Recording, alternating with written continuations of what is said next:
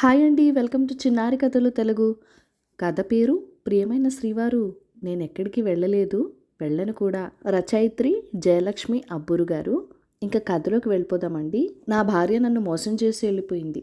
ఎంతగా ఏడ్చానో, ఎంతగా వేడుకున్నానో, అయినా ఫలితం లేదు. చేసిన ప్రమాణాలన్నీ, చూపించిన ఆశలన్నీ గాలికి వదిలేసి తను అట్టిపోయింది. అసలు తనని ఏమీ అనలేమ లాభం? నన్ను నేను తిట్టుకోవాలి. ఇంతగా డిపెండ్ అయిపోయినందుకు. మంచం మీద నుంచి లేవబుద్ధి అవడం లేదు. ఏమీ తినాలనిపించడం లేదు. నిరాసక్తి, నిరామయం. కాఫీ కావాలనిపిస్తుంది, కానీ లేచి పెట్టుకోవాలనిపించడం లేదు. సరైన తిండి లేక నీరసం. ఎందుకీ బతుకు? ఎవరి కోసం బతకాలి? నా అవసరం ఎవరికీ లేదు. నాకు బతకాలన్న ఆసక్తి కూడా లేదు. ఎవరో డోర్ బెల్ కొడుతున్నారు. లేచే ఓపిక లేదు. కాసేపు చూసి వెళ్ళిపోతారులే. దుప్పటిని తల మీదుగా లాక్కొని పక్కకి తిరిగి పడుకున్నాను.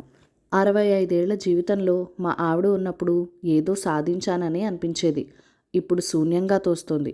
ప్రభుత్వ ఉద్యోగం, డిఈగా రిటైర్ అయ్యాను.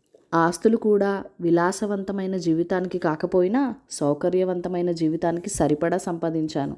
2 పిల్లలు, అమ్మాయి అబ్బాయి. బాగా చదివించి మంచి సంబంధాలు చూసి పెళ్ళిళ్ళు కూడా చేశాను. 2 అమెరికాలో సెటిల్ అయ్యి హ్యాపీగా ఉన్నారు. రిటైర్ అయిన రోజు నాకు ఇంకా బాగా గుర్తుంది. 35 సంవత్సరాల నా జీవితాన్ని నిర్దేశించిన ఉద్యోగం ఇక లేదంటే ఒక రకమైన అయోమయంలో చుట్టేసింది నన్ను. అప్పుడు నా భార్య రమ భవిష్యత్తును చాలా అందంగా చూపించింది. మనకు బాధ్యతలన్నీ తీరిపోయాయి. చేతిలో సరిపడా డబ్బుంది. మనం ఒకరికొకరం తోడున్నాం. ప్రపంచాన్ని చుట్టి రావచ్చు. ఎప్పుడు కావాలంటే అప్పుడు పిల్లల దగ్గరికి వెళ్ళచ్చు. మనవలతో మనవరాలతో సమయం గడపచ్చు. అంతెందుకు, మీరు రోజు లేటుగా లేవచ్చు. మీకు నేను రోజు బెడ్ కాఫీ కూడా ఇస్తాను అంటూ రమ నవ్వుతూ నవ్విస్తూ చెప్పిన మాటలతో తేరుకున్న నాకు భవిష్యత్తు మీద ఆశ పెరిగింది. కానీ నాకేం తెలుసు, నా ఆశలన్నీ తొందరలోనే ఆవిరైపోతాయని, ఆశ చూపించిన మనిషే అంతు లేకుండా పోతుందని. ఫోన్ రింగ్ అవుతున్నట్టుంది. సెల్ ఫోన్ స్విచ్ ఆఫ్ చేశాను. అందుకనే ఎవరో ల్యాండ్లైన్కి చేస్తున్నట్టున్నారు. దాన్ని కూడా పీకేయాలి. దుప్పటిని ఇంకాస్త దగ్గరగా లాక్కున్నాను. రిటైర్ అయ్యాక మొదట్లో రెండో వసంతమే వచ్చినట్టు అనిపించింది జీవితంలోకి. ఉద్యోగ బాధ్యతల్లో మునిగిపోయి చేయలేకపోయిన చిన్న చిన్నవన్నీ చేస్తుంటే అది చూసి రమ కళ్ళల్లో ఆనందం నిండుతుంటే నాకు ఏనుగెక్కినంత సంబరం కలిగేది. తనకి వంటలో సాయం చేయడం దగ్గర నుంచి కాశ్మీర్ ట్రిప్కి వెళ్ళడం వరకు చాలా ఎంజాయ్ చేశాం. కానీ నిండా 3 సంవత్సరాలు కూడా లేదు సంతోషంగా. లుకేమియా పేరుతో వచ్చిన ఉపద్రవం మా జీవితాన్ని తలాతులకం చేసింది. నా భార్య రమని కాపాడుకోవడానికి నేను చెయ్యని ప్రయత్నం లేదు. కానీ ప్రయోజనం లేకపోయింది. 4 నెలల క్రితం నన్ను ఏకాకిని చేసి వెళ్ళిపోయింది. తను చూపించిన ఆశల నేపథ్యంలో తను వెళ్ళిపోవటం తన చేతుల్లో లేకపోయినా నేను మోసపోయాననే అనిపిస్తుంది. 37 ఏళ్ల వైవాహిక జీవితం. నేనొక ప్రత్యేక వ్యక్తిని అని ఎప్పుడో మర్చిపోయాను. తన ఇష్టాలు నా ఇష్టాలు ఎప్పుడయ్యాయో తెలీదు. నా భావాలు తన సొంతమైనప్పుడే ఎప్పుడయ్యాయో తెలియదు. అంతగా మమేకమైపోయిన మా జీవితంలో ఇలా నేను ఒంటరిగా మిగులుతానని ఎప్పుడూ ఊహించుకోను కూడా లేదు. నాకంటే 5 సంవత్సరాలు చిన్నాయన రమ నా తర్వాత ఎలా బతుకుతుందో అని ఎప్పుడూ ఆలోచించేవాడిని. తనకి ఇంటర్నెట్లో బిల్లులు కట్టడం, ఆస్తుల వివరాలు చూసుకోవటం అన్నీ నేర్పించాను. నేను లేని లోటు తెలియకూడదని. పిల్లలకి తనని బాగా చూసుకోమని పదే పదే చెప్పాను. కానీ తనే నన్ను ఏమాత్రం ఈ ఒంటరితనానికి ప్రిపేర్ చేయలేదు. చేయటానికి పనంటూ ఏమీ లేకపోవటం, మన మీద ఆధారపడ్డ వాళ్ళ మన కోసం ఎదురు చూసేవాళ్ళు ఎవరూ లేకపోవటం మనిషిని ఇంతగా కుంగదీస్తాయని నాకు తెలీదు. మా పిల్లలు మంచి బిడ్డలు. నన్ను నిర్లక్ష్యం చేయలేదు. దినకర్మలన్నీ పూర్తి కాగానే నన్ను తమతో పాటు అమెరికా తీసుకెళ్లారు.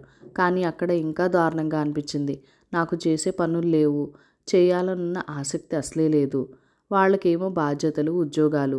వాళ్ళు ఆఫీసులకి, పిల్లలకి, స్కూల్కి వెళ్ళిపోయాక ఆ నిశ్శబ్దం భరించలేకపోయేవాడిని. అందుకే 4 నెలలు కూడా పూర్తిగా ఉండకుండా గొడవ పెట్టుకొని మరీ వచ్చేశాను 2 రోజుల క్రితం. ఎవరో బెల్ కొడుతూనే ఉన్నారు. ఇంకా తప్పట్లేదు. చిన్నగా లేచి తలుపు తెరిచాను. ఎదురుగా మాలతి, పక్కింటమ్మాయి. రమతో క్లోజ్గా ఉండేది. అంకుల్, ఎన్నిసార్లు బెల్ కొట్టాను, తలుపు తీయరే. చనువుగా లోపలికొచ్చేసింది. మెలకు రాలేదమ్మా. ఇంకా పనమ్మాయి రాలేదా? కాఫీ కూడా తాగినట్లేదు. బెల్ కొట్టి తలుపు తీయలేదని వెళ్ళిపోయిందేమో అమ్మ. గిల్టీగా తొలంచాను. పోన్లేండి, మీరు బ్రష్ చేసుకుని రండి, నేను కాఫీ పెడతాను. మీతో కాఫీ తాగి చాలా రోజులైంది. వంటింటి వైపు నడిచింది మాలతి. పాపం మాలతి. ప్రతిరోజు నేను తలుపు తీసేదాకా బెల్ కొట్టి నాకు కాఫీ ఇచ్చి వెళ్తోంది. పనమ్మాయి సునీత వచ్చి ఇల్లు శుభ్రం చేసి వంట చేసి వెడుతోంది. కానీ నేనే ఏమి చేయాలో తెలియని అయోమయంలో మునిగి తేలుతూ ఒక పూట తింటూ ఒక పూట వదిలేస్తున్నాను.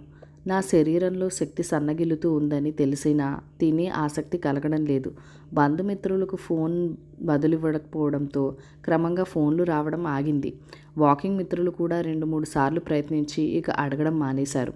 పిల్లలు వీలైనప్పుడు ఫోన్ చేస్తూ ఉన్నారు. బాగున్నామని వాళ్ళని మభ్యపెడుతూనే ఉన్నాను. సార్, కొరియర్ అంట. కాఫీ తాగుతున్న మా దగ్గరికి వచ్చింది సునీత. నేనేమీ ఆర్డర్ చేయలేదని చెప్పబోయే లోపల మాలతి లేచి వెళ్ళింది. అవి మనవి కాదమ్మా, బాక్స్లతో తిరిగి వచ్చిన మాలతికి చెప్పాను. మీవే అంకుల్, స్వాతి పంపించింది. నా కూతురు స్వాతి ఏం పంపించుంటుంది? నేనేమీ అడగలేదే. నా ప్రశ్నకి సమాధానం మాలతి బాక్సులు తెరవటంతో ఎదురుగా 5 రోజా మొక్కలు కనిపించింది. రమకి మొక్కలంటే ఎంత ఇష్టమో తన కోసం స్వాతి మంచి మంచి మొక్కలు ఇంటర్నెట్లో వెతికి పంపించేది. రమ ఎక్కడ స్థలం ఉంటే అక్కడ వెంటనే మొక్కలతో నింపేసేది. నేను అమెరికా వెళ్ళినప్పుడు అన్నింటినీ ఇచ్చేశాను. ఇప్పుడు నేనేమి చేసుకోవటానికి మొక్కలు? రమ మరింత గుర్తు చేయడానికి కాకపోతే, మాలతి, నువ్వు తీసుకెళ్ళమ్మా ఈ మొక్కలు. కళ్ళలో తిరిగిన నీళ్లు తనకి కనిపించకుండా ముఖం పక్కకి తిప్పుకున్నాను. అంకుల్, స్వాతి బాధపడుతుంది, ప్లీజ్ ఉంచండి. సున్నితంగా తిరస్కరించి వెళ్ళిపోయింది మాలతి. ఆ మొక్కలనే చూస్తూ కూర్చున్నాను. పువ్వులు విరబూసున్నాయి. ఒక్కొక్కటిగా ఒక్కో రంగు. మొక్కలు కొంచెం వడిలినట్టు అనిపించాయి. వాటిని తీసుకెళ్లి బాల్కనీలో పెట్టి నీళ్లు పోశాను. రమ నవ్వినట్లు అనిపించింది. ఆ ఫీలింగ్ కోసమే ప్రతిరోజు లేవగానే మొక్కలకి నీళ్లు పోయటం అలవాటు చేసుకున్నాను. కానీ రోజులు మాత్రం దుర్లభంగా గడుస్తున్నాయి. జీవితంలో తెగిన గాలిపటంలా అనిపిస్తోంది. సంపూర్ణ విశ్రాంతి కావాలనిపిస్తూ ఉంది. అంకుల్, ప్లీజ్ అంకుల్, నాకు ఈ ఒక్క హెల్ప్ చేయండి చాలు, ప్లీజ్. మాలతి గంట నుంచి అభ్యర్థిస్తూనే ఉంది. ఎలా మాలతి? నాకు కుక్క పిల్లల్ని చూసుకునేంత ఇష్టం కానీ ఓపిక కానీ రెండూ లేవు. నన్ను వదిలేయమ్మా అన్నానే కానీ గిల్టీగా ఉంది చేయలేకపోతున్నందుకు. తను నన్ను చూసుకుంటున్న తీరుకి ఇప్పుడు అభ్యర్థిస్తున్న పద్ధతికి చేయాలని అనిపిస్తున్నా చెయ్యలేనని భయంగా ఉంది. పిల్లలు చాలా అడుగుతున్నారని కుక్క పిల్లల్ని పెంచిందంటే మాలతి. భర్తకి ఇష్టం లేదని తెలిసినా తెప్పించాక పిల్లల కోసం ఒప్పుకుంటారులే అనుకుంది. కానీ ఆయన ససేమీరా కాదని చెప్పటంతో ఆయన్ని ఒప్పించే వరకు నన్ను చూసుకోమని అడుగుతోంది. నేనే ఒక పూట తింటూ ఒక పూట మానేస్తూ అయోమయంలో బతికేస్తున్నాను. నేను ఈ బాధ్యతను మోయగలనా అని నా భయం. జస్ట్ మీ ఇంట్లో ఉండనివ్వండి అంకుల్, దాని పని మొత్తం నేనే చూసుకుంటా. ప్లీజ్ అంకుల్, ఇచ్చేస్తానంటే పిల్లలు ఏడుస్తున్నారు, ప్లీజ్. మాలతి ముఖంలోని వేడుకోలు నన్ను మాట్లాడనివ్వలేదు. అయితే ఏ మాట కామాటే చెప్పుకోవాలి. చిన్న పొమేరియన్ కుక్కపిల్ల ఎంత అందంగా ఉందో అనుకోకుండా ఉండలేకపోయాను మాలతి చేతుల్లో దాన్ని చూసి. కిందకు వదిలితే దాన్ని దీన్ని వాసన చూస్తూ ఇల్లంతా కలియదిరుగుతున్న దాని ఉత్సాహం చూస్తే ముచ్చటేసింది. దాంతోపాటు దాని ఫుడ్ ప్యాకెట్లు కూడా ఇచ్చి వెళ్ళింది మాలతి. నన్ను చూసుకుంటే నాకే ఆశ్చర్యం వేస్తోంది. మా కుక్కపిల్ల టామీ నా దగ్గరికి వచ్చి నిండా 10 రోజులు కూడా కాలేదు. కానీ దానితో అనుబంధం ఎంతగా పెనవేసుకుపోయిందో. దానికోసమే ఉదయాన్నే మంచం దిగుతున్నాను. రోజు ఉదయం సాయంత్రం వాకింగ్కి తీసుకెళ్ళడం, దానికి ఫుడ్ పెట్టడం, అది నా చుట్టూ తిరుగుతుంటే ముచ్చట పడటమే నా జీవితంలో హైలైట్స్ అయిపోయాయి. మా పెళ్ళైన కొత్తలో నేను కూడా మా రమ చుట్టూ ఇలాగే తిరిగేవాడిని. అందుకనే తనకి నా మీద అంత ప్రేమ వచ్చేదేమో. నవ్వుకున్నాను ఆ ఆలోచనలకి. రమ ఉంటే ఎంత బాగుండేది. టామీ తనకి కూడా బాగా నచ్చేసేది. ఫోన్ రింగ్ అవుతున్నట్లుంది. ఫోన్ ఎత్తిన నాకు నా కొడుకు వినోద్ గొంతు వినగానే ఆనందమేసింది. ఇంతకాలం పాపం నా కొడుకు కూతురు ఇద్దరూ ఫోన్ చేస్తూనే ఉన్నా నేను ఒక్కసారికి ఎత్తకుండా ఎత్తిన నిరాసక్తిగా మాట్లాడుతూ ఉన్నాను. ఈరోజు మాట్లాడాలనిపిస్తోంది. పరామర్శలు అయ్యాక వినోద్ చెప్పిన విషయం మాత్రం నాకు మింగుడు పడలేదు. నాన్న, మా ఫ్రెండ్ వాడి భార్య యాక్సిడెంట్లో పోయారు. వాళ్ళు 8 ఏళ్ల అబ్బాయి ఎవరూ లేకపోవడంతో అనాథాశ్రమంలో చేర్చారు. అది నాకు ఇష్టం లేదు. నేను దత్తత తీసుకుందాం అనుకుంటున్నాను. 1-2 నెలల్లో వచ్చి పేపర్ వర్క్ మొత్తం కంప్లీట్ చేస్తాను. అప్పటిదాకా అబ్బాయిని మీ దగ్గర ఉంచుకోండి. అది వాడి మాటల సారాంశం. ఫ్రెండ్ కొడుకుని చేరతీయటం మంచిదే, కానీ భారం నా మీద మోపడమే నాకు నచ్చట్లేదు. అసలే ఈ మాలతి టామీ బాధ్యత పెట్టింది, ఇప్పుడు ఈ అబ్బాయి. కానీ చేసేది మంచి పని, అడిగేది నా కొడుకు. కాదనలేకపోయాను. ఆ అబ్బాయి భార్గవ్ని మరుసటి రోజే వెళ్ళి తీసుకొచ్చాను. వాడి మొహంలో అమాయకత్వం, దిగులు, బెరుకుతనం చూసి జాలేసింది. దగ్గరికి తీశాను. వాడు తాతగారు అంటూ అల్లుకుపోయాడు. వాడిని దగ్గర ఉన్న స్కూల్లో చేర్చాను. పిల్లాడి బాధ్యత కొత్తగా ఉన్నా కష్టంగా లేదు. భార్గవ్కి వినయ విధేయతలతో పాటు మంచి అలవాట్లు చాలా ఉన్నాయి. వాడిని నేను లేపనక్కర్లేదు, వాడే నన్ను లేపుతున్నాడు. వాడింట్లో చురుకుగా తిరుగుతూ గలగలా మాట్లాడుతూ ఉంటే జీవితానికి కొత్త అర్థం దొరికినట్లు అనిపించింది. నేను వాడిని చూసుకుంటున్నానా లేకపోతే వాడే నాకు తోడయ్యాడా అనిపించింది ఒక్కోసారి. టామీ పనులు, భార్గవ్ స్కూల్కి పంపించడం, వాడి బాగోగులు చూడడం ఉదయం సాయంత్రం గడిచిపోతుంది. కానీ రోజంతా స్తబ్దత. ఏం చేయాలి, ఎలా గడపాలి అన్న ప్రశ్నలకు సమాధానంలాగా రమకి ట్రీట్మెంట్ ఇచ్చిన డాక్టర్ దగ్గర నుంచి ఫోన్ వచ్చింది. పేషెంట్స్కి కౌన్సిలింగ్ ఇవ్వటానికి వాలంటీర్ జాబ్ ఉంది, చేస్తారా అని. ఎగిరి గంతేసి ఒప్పుకున్నాను. రోజు 3 గంటల పని కావటం, రమ ట్రీట్మెంట్ ద్వారా నేను నేర్చుకున్న విషయాలు పంచుకుంటూ నలుగురికి ఉపయోగపడే ఉద్యోగం కావటం, ఈ వాలంటీర్ జాబ్ ఇష్టంగా యాక్సెప్ట్ చేశాను. ఈరోజు నా పుట్టినరోజు. నా చుట్టూ నా వాళ్ళందరూ ఉన్నారు. నా కొడుకు, కూతురు, అల్లుడు, కోడలు, మనవళ్ళు, మాలతి, భార్గవ్, టామీ నా వాకింగ్ మిత్రులు. మర్చిపోయా చెప్పటం, టామీ వచ్చిన కొద్ది రోజులకే నా మిత్రులు మళ్ళీ వచ్చి నన్ను అడగటం, వాళ్లతో నేను మళ్ళీ వాకింగ్ మొదలు పెట్టడం జరిగింది. చుట్టూ చూశాను. అందరి మొహాల్లోనూ చిరునవ్వు, నా మొహంలో కూడా. బాల్కనీ వైపు చూశాను. అక్కడ పూసిన పువ్వులు, రమ నవ్వు కనిపించింది. ఈరోజు నాకు జీవితంపై ఆశ ఉంది. రమలేని లోటు పూడ్చుకోలేకపోయినా తన జ్ఞాపకాలు నన్ను ముందుకు నడిపిస్తున్నాయి. మన కోసం నలుగురు ఉండటం అంటే ఇదే కదా. రమ నన్ను వదిలి వెళ్ళిపోయినా వీళ్ళందరూ ఉండబట్టే కదా నేను తేరుకోగలిగాను. లేకపోతే ఏమైపోయి ఉండేవాడినో. అందరినీ దగ్గరికి పిలిచాను. మీ అందరికీ ఎలా కృతజ్ఞతలు చెప్పాలో తెలియడం లేదు.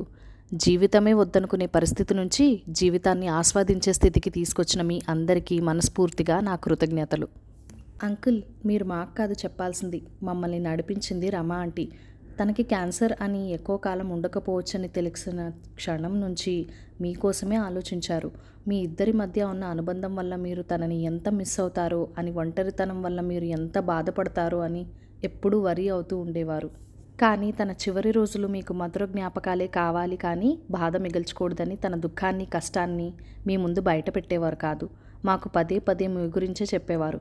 ఎప్పుడు ఏమి చేయాలో మా అందరికీ వివరంగా ఆదేశాలు ఇచ్చారు.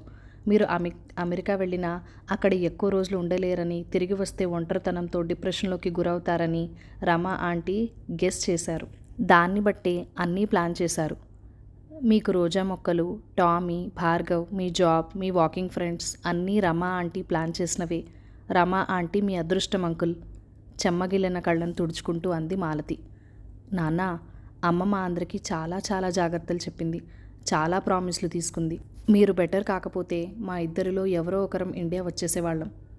గద్గద స్వరంతో చెప్పి నా చేతుల్లో తన చేతుల్లోకి తీసుకుని ఒక కవర్ నా చేతుల్లో పెట్టింది స్వాతి. నాకు బుర్ర తిరిగిపోయింది. ఇవన్నీ రమ ప్లాన్ చేసిందా? అయితే భార్గవ్ మీ ఫ్రెండ్ కొడుకు కాదా? వినోద్ని అడిగాను. కాదు నాన్న, అనాథాశ్రమంలో భార్గవ్ని అమ్మే సెలెక్ట్ చేసి అడాప్ట్ కూడా చేసుకుంది. వాడిని మీ దగ్గరికి చేర్చడానికి నేను కేవలం ఒక మార్గం మాత్రమే. అమ్మ ఏం చెప్పిందో తెలుసా? ప్రస్తుతానికి నాన్నకి తన బాగోగులు చూసే వాళ్ళకంటే తను బాగోగులు చూడవలసిన వాళ్ళు ఉండటం ముఖ్యం. తర్వాత ఆయనకి అవసరమైనప్పుడు మీ అందరూ ఆయన్ని జాగ్రత్తగా చూసుకోండి అని వినోద్ నా భుజం మీద చేయి వేస్తూ చెప్పాడు. నాకు అర్థమైంది.